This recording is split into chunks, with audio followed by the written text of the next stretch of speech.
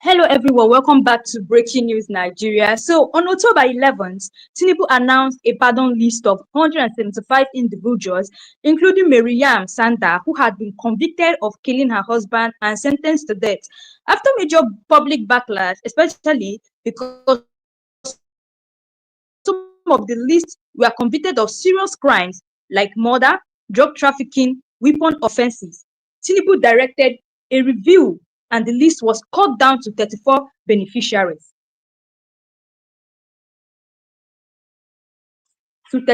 Beneficiaries. And a lot of people have been commenting based on this, saying that why will Bola Ahmed Tinubu, after granting this woman pardon, now let her want to revoke her pardon? And I've seen a lot of people coming out to say that what is done, that these people are already free, that Bola Ahmed Tinubu cannot make them to continue their punishment. That is what many people have been saying.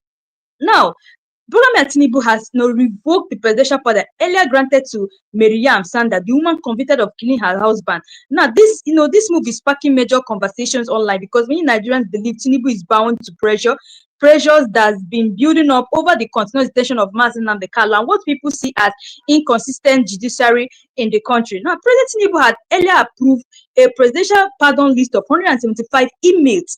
Maryyam Sanda, who was reportedly included, a woman convicted of murdering her husband in 2017 and sentenced to death by hanging. But after public outrage, the presidency withdrew 141 names from the list, revoking Sanders' pardon on other convicted of serious crimes like murder, armed trafficking, and drug offenses. Now, after the revocation, Nigerians flooded social media with mixed reaction. And this is what someone said.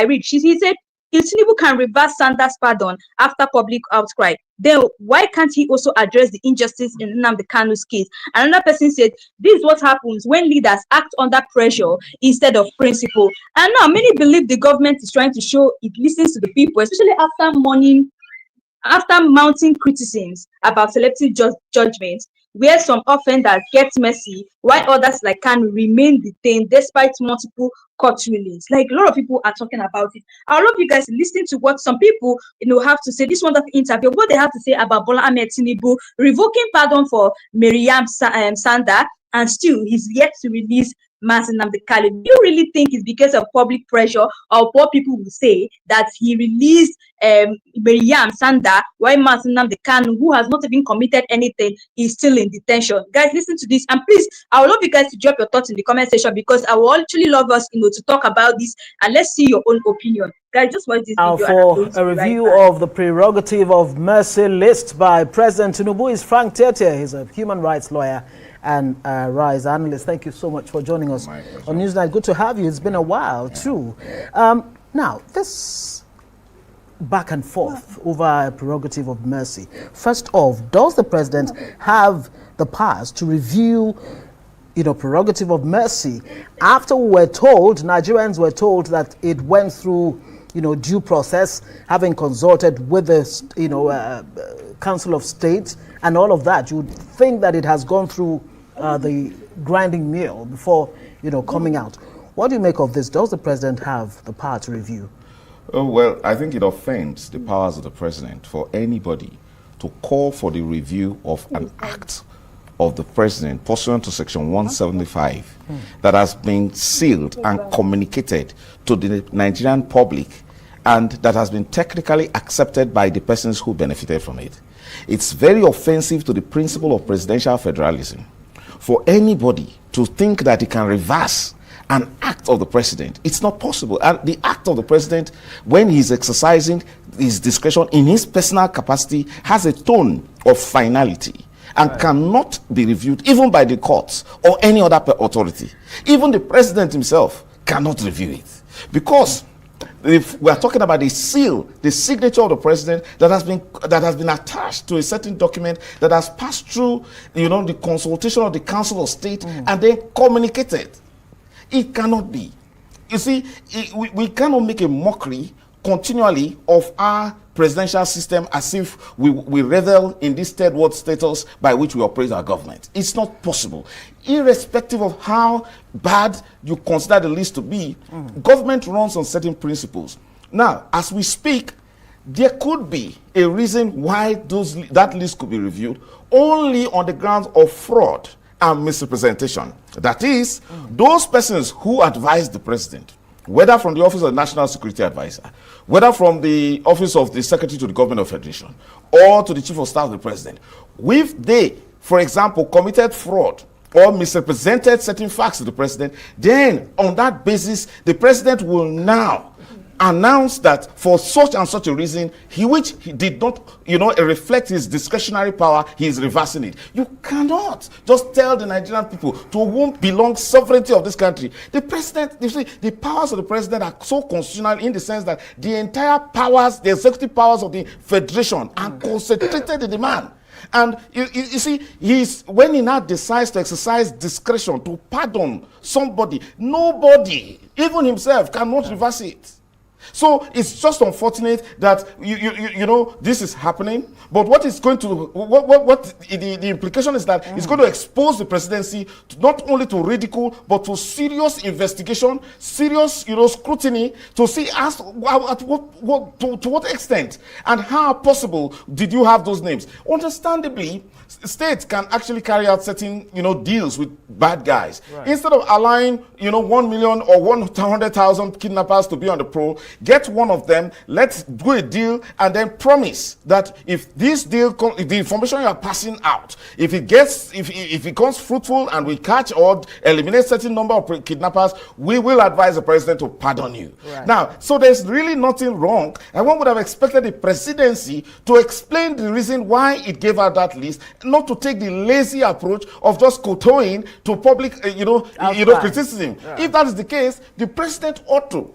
Because many Nigerians cried out against the removal of subsidy in such a manner, the president ought to have reversed it. Many Nigerians cried out against, tariffs in electricity. The president ought to have reversed it. You don't run a government that way. A president is not moved before the president applies the seal of the Nigerian president. It's not about Bola Ahmed Tinubu. It's about the protection of the exalted office of our president. Okay. You cannot subject him to this, topsy-turvydom by one sort of public opinion. You don't know the things, the secret things that go in government. Okay. So the president's spokesman ought to have explained and not take the lazy and easy way out of just reversing it and making a mockery of our presidency. It's not acceptable. All right, Frank JJ, just looking at the statement released by the presidency today, the second paragraph reads thus: following consultations with the Council of State and public opinion on the matter, the president directed a further review of the initially approved list for consideration in furtherance of the president's discretionary powers under section 175, subsection 1 and 2 of the 1999 Constitution as amended. That's the statement of the presidency. And I thought I should highlight that because you did raise some questions about that. But my question really to you is that this decision has also gained mixed reactions. Some have said this shows, the review of the clemency shows that there's a listening government in power. No, it's not about that. If we had a listening president in power, like I just mentioned, he would have reversed the subsidy removal, he would have reversed the increase in tariffs, he would have reversed many of the loans that we intended and we ultimately borrowed. You see, at the time the president signed the first list, it was a completed act that he no longer had power to reverse. And it was already accepted. And you see, the good thing about it is that we have courts that will interpret this ultimately. So the president does not have power to convict anybody. As at the time he had completed the pardon of these persons, they were all free. The president is not the judiciary. Section 5 of the Constitution confers in him all the powers, the executive powers of the Federation. But on that note, he has exercised those powers. He can no longer exercise judicial powers by saying, no, I no longer consider you fit for pardon, and I want you to go back to prison. The president cannot do that. It's not within his remit. It's not within his constitutional remit. So the good thing is that we have records. So it will be tested. We have people, an offer was made by the president of pardon, and then they have accepted. President, you can no longer take back your pardon. It doesn't matter whether you go back to the Council of State. You are therefore at that point exercising judicial powers, which you do not have as president. So now that should one say the damage has been done? Those who were in the first list and are not on this second list, whatever the second list is, whose names have been removed from that initial pardon. What exactly can they do? Can they have, or do they have legal recourse? They are pardoned by the President of the Federal Republic of Nigeria. And so the second list does not have any effect. So they have to take action. I expect them to go to court immediately and claim whatever the president has given to them. You see, that's a better and easier way for the presidency. Right. Rather, because if you must, if you look at from common, precedents, if the only reason the president is saying he's reviewing the list is because there's a fraud. It's because somebody put a name there that he didn't approve. Was not meant to be there in the first place. Okay. It doesn't matter. No matter how you feel bad that there were drug offenders, sex traffickers, or kidnappers, or murderers there, it doesn't matter. We're talking about the person that represents the entire sovereignty of this country. Right. You don't mess him up. When he takes a decision, you assume that there must be a higher reason, much higher than yours, because at his disposal are pieces of information that the ordinary man does not have. All right, very quickly, two decisions that were also made today. The president moved the prerogative of Mercy Secretariat from the Ministry of Special Duties to the Ministry of Justice under the Attorney General. And then he also asked the Attorney General to put in place measures to ensure that this does not recur. So what Frank, I know you want to jump in there. No. I don't like the presidency of my country. Wait, Frank JJ. Because, people will ask, why are we moving this? Does it change anything? Since the Attorney General was also a part of the committee, in fact, the head of the committee from the get-go. See, let me tell you something. It's at the president's discretion to set up a committee. The understanding of Section 175 is that the president himself decides to dename anybody that he wants to forgive. He wants to show mercy and give pardon. That settles it. But you see, what the presidency is doing, which is offensive which should be offensive to constitutional law practice, is that you cannot now fail to give the reason why you are reviewing the list. And we're saying, and the presumption is that there was fraud somewhere. Who is that fraudulent person that put certain names in that list that the president didn't approve and then apply the president's seal? That the presidency cannot run away from it. And I'm telling you, right. If we have proper investigative journalists here, they should go and meet every one person on the previous list, on the first list, which I consider as a valid list, and ask questions. Okay. There were things that happened. People, there were exchanges, there were deals that were made, and I don't have any problem with it so long as the president, in his constitutional power under Section 175, considers it's in the best interest of Nigeria.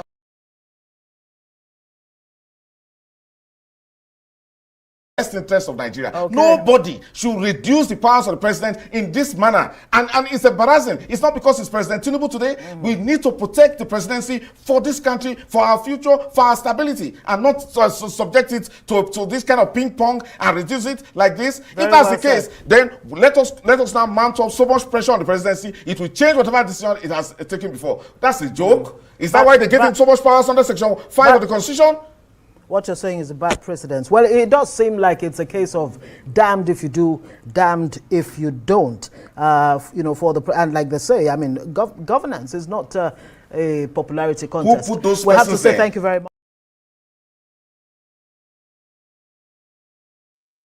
So, guys, I'm sure you guys have listened to this wonderful interview. What they said about President Bola Ahmed Tinubu. Now, I've seen many reactions online. Many reactions. Now, some Nigerians are saying that for this one that Bola Ahmed Tinubu can reverse Maryyam Sanda's pardon because of public pressure. Yet he can't even obey court rulings ordering the release of Nnamdi Kanu. A lot of people have been talking based on this. Now, the timing of Tinubu's decision is too close to the rising voices demanding freedom for Nnamdi Kanu to be ignored. Legal experts and civil rights groups have again reminded the presidency that Nigeria's appeal court discharged and acquitted Kanu in 2022, ruling that his arrest and rendition from Kenya was unlawful. International observers, including United Nations Human Rights Councils, have even repeatedly called on Nigeria to comply with the judgment. Prominent voices like Dele Momodu, Rufai Osene, and Senator Baribe have openly criticized the government for holding Kanu in defiance of court orders. Just recently, Dele Momodu came out and said something about Mazi Nnamdi Kanu, and it's so shocking. And this is what he said about Mazi Nnamdi Kanu. Looking on my screen, it reads, shortly before his adoption from Kenya by the Nigerian government, Mazi Nnamdi Kanu made this thought-provoking broadcast in which he philosophized about the reasons he and his supporters became radicalized. I have taken time to listen to his critics and discovered most of them only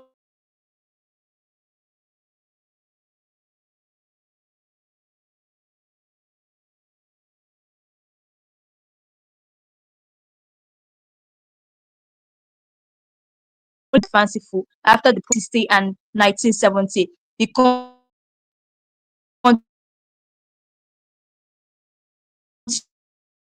accorded some of the most energetic and vibrant beings in Africa and globally rekindled the Biafra sentiment. Attempts by enemies of Kanu, including his own kinsmen, to exterminate him will never solve the problem. The Igbo struggle goes beyond legality. It requires serious political reconfiguration and urgently too. I will never support violence, but any sensible government will keep the genius of the Southeast very busy with productive engagement instead of this rabid hatred. Free Nnamdi Kanu now. So this was coming from Dele Mumu, what he said about Mazi Nnamdi. He said he has sat down and thought of all these things, and he has seen the reason why Mazi Nnamdi Kanu still had to reintegrate Biafra, still had to start talking about Biafra because of the Igbo marginalization, the way Igbos are always treated like second class citizens. But sometimes I don't even know what is going on. Do you think it's even the Igbos are the cause of their problem? Yes, for me, I feel the Igbos are the cause of their problem. In a way, you will see your Igbo brother cannot demand for the release of Mazi Nnamdi Kanu. You will see another person demanding for the release. Sometimes your Igbo brothers will come out in public and be saying that Mazi Nnamdi Kanu should be released, but in the private, they are telling the president, don't release Mazi Nnamdi Kanu. This is totally bad. The only advice I would give the Igbos is just anything you're doing, just come back to your other tribes don't even like you. Come back to your hometown and look for how to develop develop any Southeast state. I find that all those problems are going to end, honestly. So Tinubu did many people are saying that Tinubu did the right thing by revoking Maryyam Sanda pardon, because many people would even if he because people are not seeing it as a form of he just did it because of many people are not seeing it that Mazi Nnamdi Kanu is still in detention and he's telling Maryyam Sanda, who committed murder, to go. You can imagine someone who committed murder, and let's not forget that Mazi Nnamdi Kanu, there was nothing even charged against him, nothing at all. They would not find anything guilty. He didn't even do anything. So imagine you're telling a murderer to go scot free. People said they still need someone, and I think that's the reason he immediately ran and had to revoke Maryyam Sanda pardon. But the reversal shows that public opinion still matters, but it also exposes a double standard in Nigerian justice system. And I'm very, very sure that when people were protesting, saying that why would he give Miriam pardon, someone who murdered his husband, someone who killed his husband, like why would they?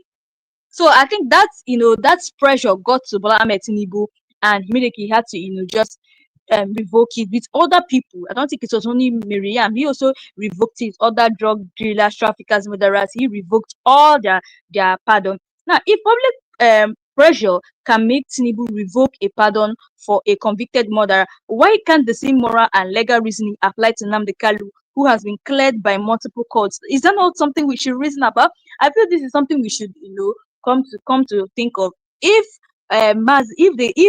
if public pressure can make Tinubu revoke a pardon for a convicted murderer, why can't the same moral and legal reason apply to Nnamdi Kanu's case, who has been cleared by multiple charges? Like, even the worst part of it, the thing that is even paining people the more is that Mazi Nnamdi Kanu did not even commit any crime.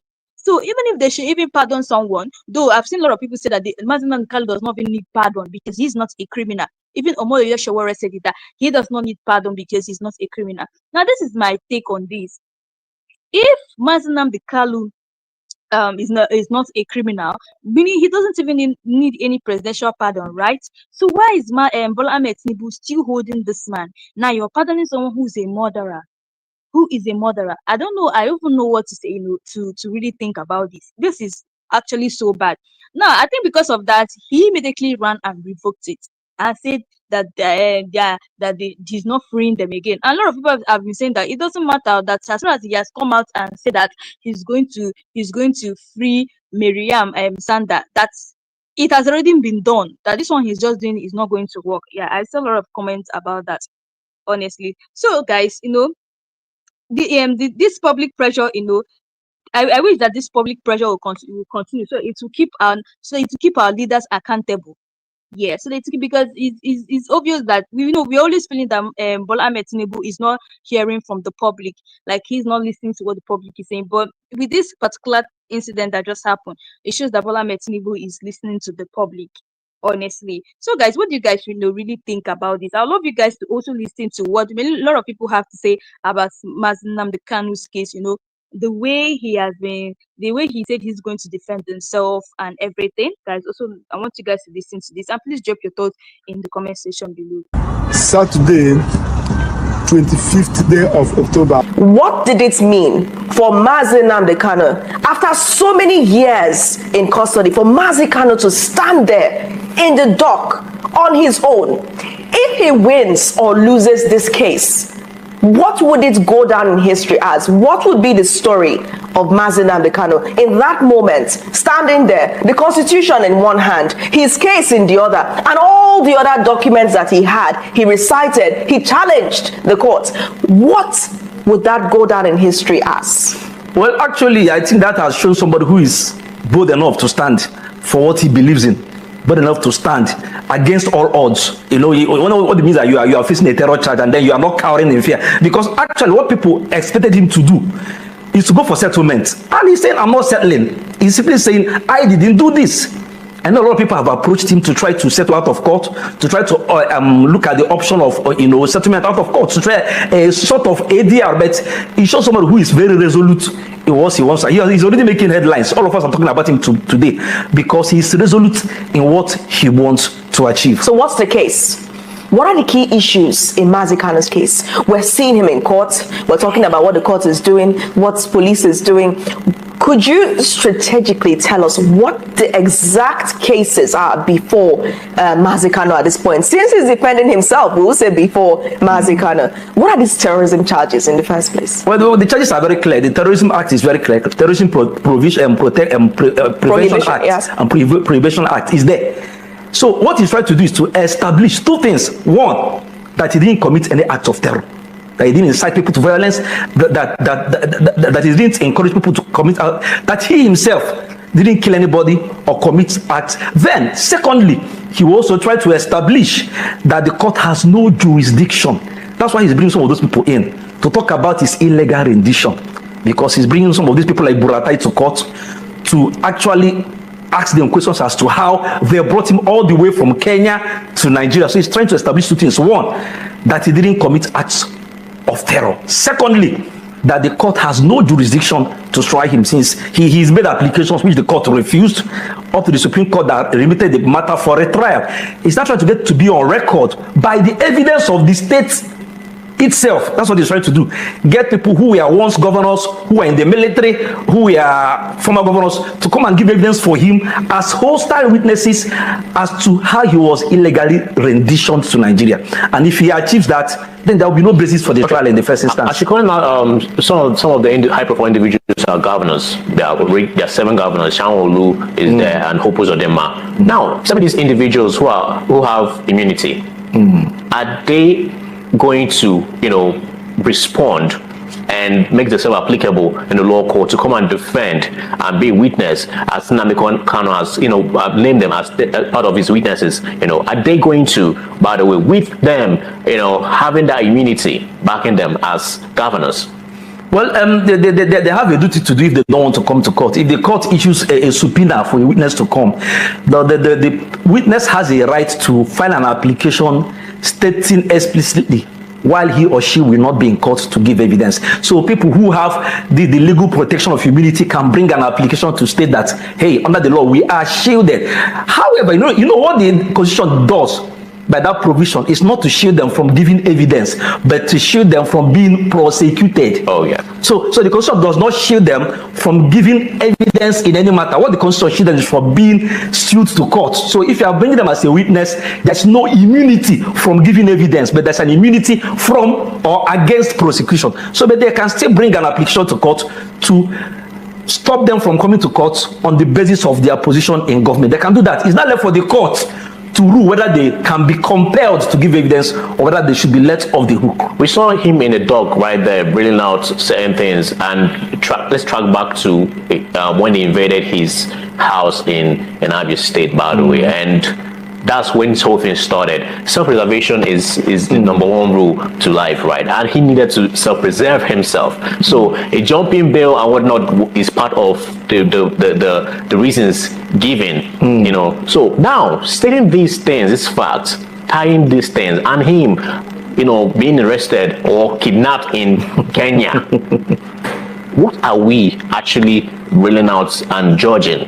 Since the place the law is meant to start is not fertile. So you see, that's what we have been saying. We know that whatever happened in our father, at that time, understand? For me, I will keep on saying Nanduka did not jump bail. He did not. They were about killing him. It's very clear. The military wanted to do what they call show of force, and they carried the show of force from Umuahia Township to his village, to his father's house. They were proof. They were shot into his house. So it was not a show of force. So for me, I think there was an attempt to, let me use their phrase, neutralize him. So it was an act of self-preservation. We keep on saying that he did not jump bail. They tried to neutralize him. That's what happened. And then he escaped for his life before he was illegally renditioned to Nigeria. It was not even an arrangement between Nigerian government and Kenyan government. It was a stealth action. And they ruled against it, though, the Kenyan courts. Yeah. Yes. So now you move into this issue. It's high profile. And some people may be justifiably concerned that at this time, this is when he needs his counsel. You said something earlier that he may not have had unfettered access to his legal team, and he complained about that as well, meaning that they might not be able to have the amount of grip on the story or his story as he would like. So he's like, let me just do it myself. That's what we're speculating on right now. Yes, just speculation. Yeah, just what we're speculating on right now. So does that translate to him possibly not trusting his legal team to handle this case, judging by the lack of communication that they've had due to the officials around them? No, it's not a matter of trust deficit. It's a matter of breach of the Constitution, because Section 36 is very clear that whoever is sued in an action as an accused person should be given ample time, opportunity, and legal representation. So what does he think? What does he think the council lacks? The council does not lack anything. The only thing that is the problem is that they were not allowing his lawyers to prepare him adequately for his case. Then does that show a depth of information? Yes. So I think it's a matter of breach of the Constitution, because how can they prepare him when they are preparing him under cameras? How can you prepare your clients? So so based on the story, you're not allowed access to your counsel. We were trying to draw a timeline, because what journalists have not been able to unravel is why. So if we're to make a story out of this, Mazi Kano has not had as much access to his legal counsel as he would like. Yes. Essentially, that means he's not been able to converse with them. And what are you conversing about? Information. Yes. So if he feels his legal counsel has enough information, then they can go ahead. You already ruled out financials. You ruled it out. The lawyers will not have adequate information. Exactly. So one of the reasons why bail is granted is to allow an accused person to prepare his case. How can he prepare his case under CCTV cameras? What will his lawyers say? So this is whatever his lawyer will say will be used against the lawyers. So we're using the elimination method. We've eliminated financials, It cannot be financials. Eliminated trust. It's not a trust deficit. Yes. But it's possible that it's an information deficit. Definitely. So he feels he has the most information about his case, Definitely. and as such can present and defend his case. You see, there are things as a client you can only tell your lawyer, and no other ears will hear it. Because when you tell your lawyers things, you divulge some information that is not meant for the other ear. Your lawyer will now help you to prepare your case better. Imagine where the prosecution is also listening to your conversation. How will that case be conducted? The state is prosecuting. The state is monitoring the preparation of an accused person. So he doesn't have unfettered access to his lawyer. That's why one of the reasons for bail application is allowing the accused person to go home, sit down with his lawyers under confidentiality to prepare his case, so that he comes to court The state does their case, the defense does the defense. But this time around, the state who is prosecuting is also part of the legal team because they are listening to every conversation. So let me jump in now. Every question they'll put on the Kanu, whatever the Kanu will tell them, the state will already know. So what will he say again? Let me throw in a spanner. You've established that, okay? Based on what happened with the NMA coming in and debunking the initial report that his own medical team gave, do you think that somewhere in Mazi Nnamdi Kanu's mind, he is feeling like he doesn't know who could be complicit?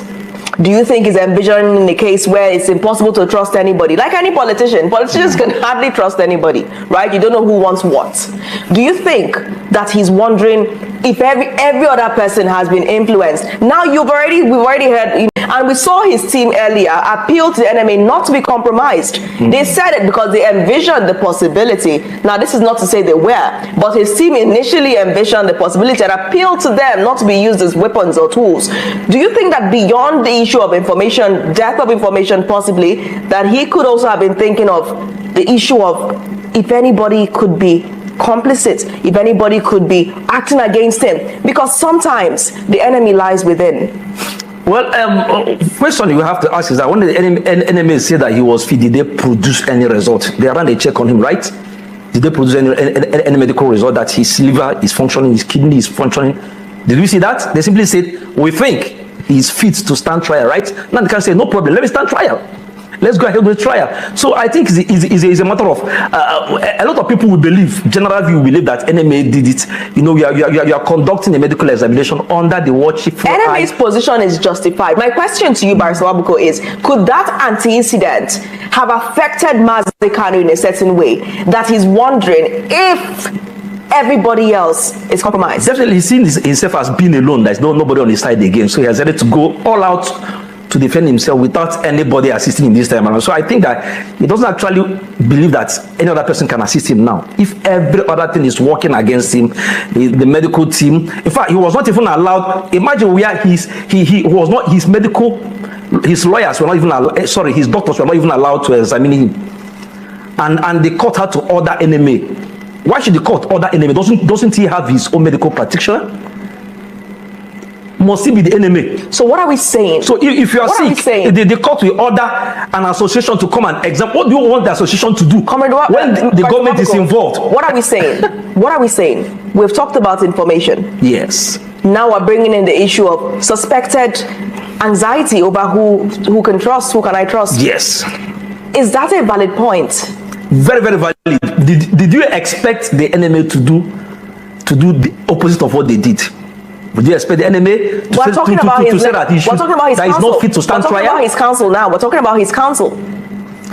I said earlier on that his lawyer cannot prepare him when the prosecution will also be part of his preparation, because whatever they are doing, they will do it in custody, in DSS custody, with CCTV cameras. What will he tell his lawyer? So, see, there are information that you will not divulge until you go to court. So this is this information will not be in the open even before the matter goes to court. So this is not a case of him not probably trusting those around him. This is a case of him saying, it's better I keep what I know in my head. Inside, and then say it open. The table. Okay. Yes, and say it open so that every year we hear it. Because if he does that, the oath of confidentiality will be broken, because whatever he's telling his lawyers, DSS is aware of it, federal government is aware of it, Justice Omotosh is aware of it, even before the matter is given as an evidence. So and they wait for him. So he will be ambushed in court. This time around, he has decided that since he can't discuss privately with his lawyers, keep it inside. He wants to internalize and break the table in court. Exactly, break all the table, all the legs of the table, so that everybody will hear it, including the media, including the press, including every other person in the court. They will hear it for the first time. So are we eliminating the death of information and possible suspicions around complicity? As regards to his legal counsel, issue of suspicion is not there, but issue of lack of access, unfettered access to his legal counsel, that is what has really played out. Okay.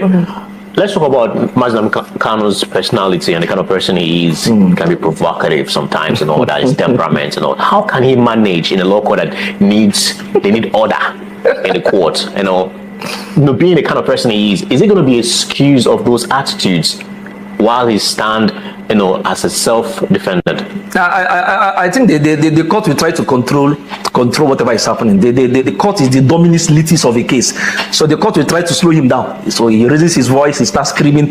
The court will try to, and that's why maybe his lawyers because his lawyers will try to tell him to calm down. This is what nobody will tell him to calm down aside the court. So I think that the court will actually try to slow him down, try to get him to calm down. Once I believe that Justice Omotosho will show a certain level of understanding, and then I think everything will play out very well. Okay, looking at this case, right, from a permutation, how would this pan out after the 90 days? If granted. If granted, by the way, yeah. Well, nobody can say. Nobody can know. Nobody can say what is going to happen, because I think that until he gives his evidence in court, there are some evidence he might give. The court might decide some of those information is not right for the public to hear. So, but then when he goes into the dock to give evidence, we're going to see what's going to happen. But for now, nobody is sure what will transpire in court. Nobody's very sure. Are we about to experience a shockwave in Nigeria that same things that are going to be said in that law court is going to have a ripple effect? That's exactly what Maryyam Sanda is trying to do. He's trying to make sure that, because I know that there are certain things he may want to say, and his legal counsel will say, please don't go there. Don't cause chaos or crisis. From the grapevine, right? Yeah. Said that certain reasons, part of the reasons why what is happening now is happening is because these individuals, these legal luminaries, always try to avert certain things to be said and put out there. So continue. So when you are representing a client, there are certain information your client will give you. You try to rearrange it, or there are things you tell your client, please don't say this in court, okay?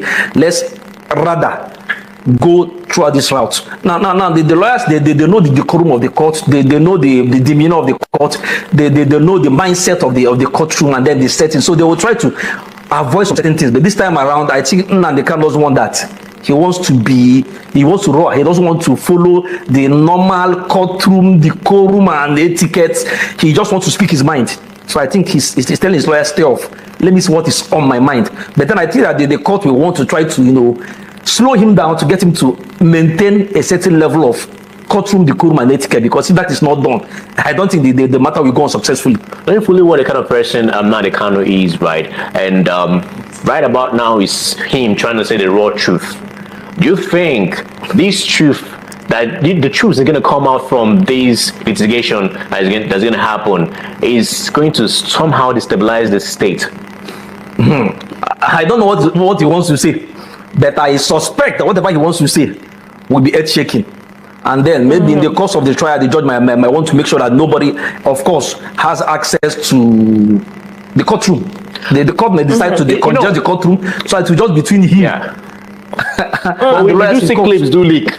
Clips do leak from the courtroom. Okay, so now speaking of clips leaking, right? Now we're seeing a VDM who, of course, is a social media personality, also an activist, and he's been very vocal. And lots of Nigerians are happy that he has finally commented on the Maryyam Sanda case. So he is saying that all of this is just for public sake. Okay, in line with what Oji said, he said Nnamdi Kanu will likely be released at his old age. That's the government's plan. All these court appearances are just for public sake. Many Southeast leaders are behind his arrest. That's what BDM is saying about it. How do you respond? Do you think that Nnamdi Kanu, would they want to keep him maybe for 20 more years, as BDM is saying, till he's old and too weak to agitate for Biafra? BDM is a content creator. He's free to say anything he wants to say. I understand. But whatever he says is a very big falsehood. See, this Nnamdi Kanu's case is not a common case. Even the federal government is not finding it very, very easy. Understand? Because this is a matter that has gone viral. It's not the everyday criminal matters that comes to court that will just be expeditiously tried, right? So it's a very sensitive issue. It's an issue that has to do with beyond a region, beyond a sub-region.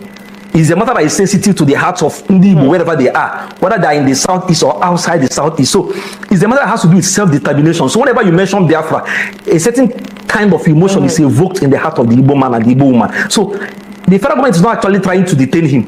For now, if you ask me, my personal view, as at this stage, the federal government is actually in a dilemma. So away from Do there, we convict him? Do we free him? Yes. The federal government is in a dilemma. Speaking of this dilemma, Oji. Yeah, talking about convicting Nnamdi Kanu, you're a lawyer. Yes. How would you convict somebody that the processes of bringing him into the country and the self-preservation when they invaded his family house in Omaya? So where do you start from to put the traces? That is really what I'm saying. That the federal government is facing a dilemma because Nnamdi Kanu has kept on happening. Two major planks. One, that he didn't jump bail because the reason he was denied bail the second time was that he allegedly jumped bail in the first time. Yeah. And he's saying, I have the right to be granted bail. I didn't jump bail. There was an attempt on my life. I only tried to preserve my life. The Constitution guarantees him the right to life. So we have 2 more questions before we wrap up because we're running out of time. So, guys, I'm sure you guys have listened to this wonderful interview about Mazi Nnamdi Kanu's trial. You guys listened to what he said. That may be the reason why Mazi Nnamdi Kanu said, okay, he wants to defend himself because he has noticed that in the DSS, in the DSS cell, there are so many, CCTV, there are so many cameras. So, and sometimes if Mazi Nnamdi Kanu and his lawyers assembly to talk about how they're going to, go about the next court case, you find out that they are always listening to them. And before you know it, Jason Domotosho already knows what is going to happen in court the next day. And that's the reason why he said, okay, let's just cancel everything. Let's cancel everything. Let's just come to court. Anything that he says in court, that will be the first time just Domotosho and other people will be hearing it. So that is just, that is just it. So you guys are just like I was saying that many people have started reacting to President Bola Ahmed Tinubu, the way he had to revoke Maryyam Sanda's name immediately. So President Tinubu had earlier approved a presidential pardon list of 175 inmates, and Maryyam Sanda's name was reportedly included. You guys know the story of this woman, how she killed her husband in 2017. Now, a woman convicted of murdering her husband in 2017 and sentenced to death by hanging. But after public outrage, the presidency withdrew 141 names from that list, revoking Sanda's pardon also, and others convicted of serious crimes like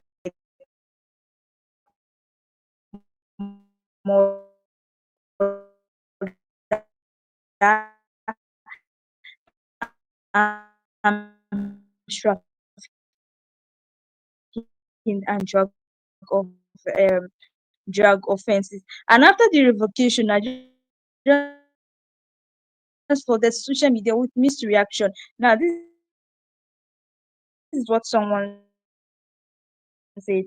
Let me read what he said. He said, if Tinubu can reverse Sanders' pardon after public outcry, then why can't he also address the injustice in Nnamdi Kanu's case? Another person said, this is what the person said. I read, this is what happens when leaders act under pressure instead of principle. So many believe the government is trying to show it listens to the people, especially after mounting criticism about selective justice, where some offenders get mercy, while others like can remain detained despite multiple court rulings. Like there are a lot of hashtags on Facebook and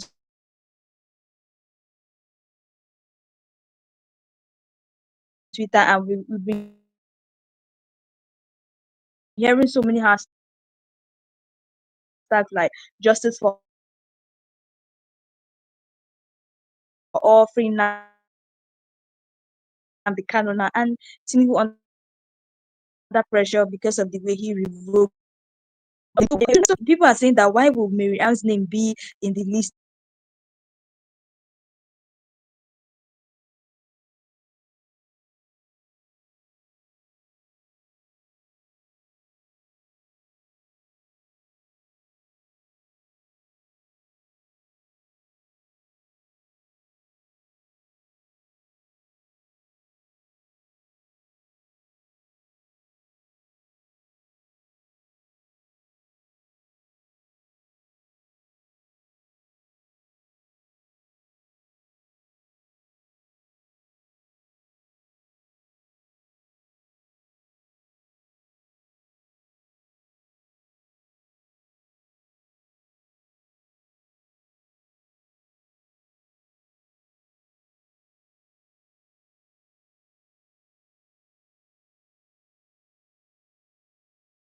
Question Nigerians are even asking now. So the president's quick U-turn shows that citizens still have power when they speak up. But it also exposes a deeper issue here on equal justice. That is what it exposes. If public opinion can make the president reverse one decision, the Nigerians must keep that same energy in demanding justice for everyone, not just for the influential or the trending case. So guys, let me know what you guys really think about this issue. Honestly, I would love you guys to drop your thoughts on below, because I saw a lot of people are saying that there's no way those people are going back to jail, that once that the president has already signed that they should be out, that they're not going back to jail again. That's what some people have been saying, that they don't understand what Bola Ahmed Tinubu is doing. Anyway guys, please leave your thoughts in the comment section below. And also, if you're coming across my channel for the first time, do what hit the subscribe button, like and share this video, and turn on all notifications to be able to get all the latest news in this channel, especially when we drop matters about Maryyam Sanda or other things trending in Nigeria. So guys, thanks for watching. See you guys again in my next live section.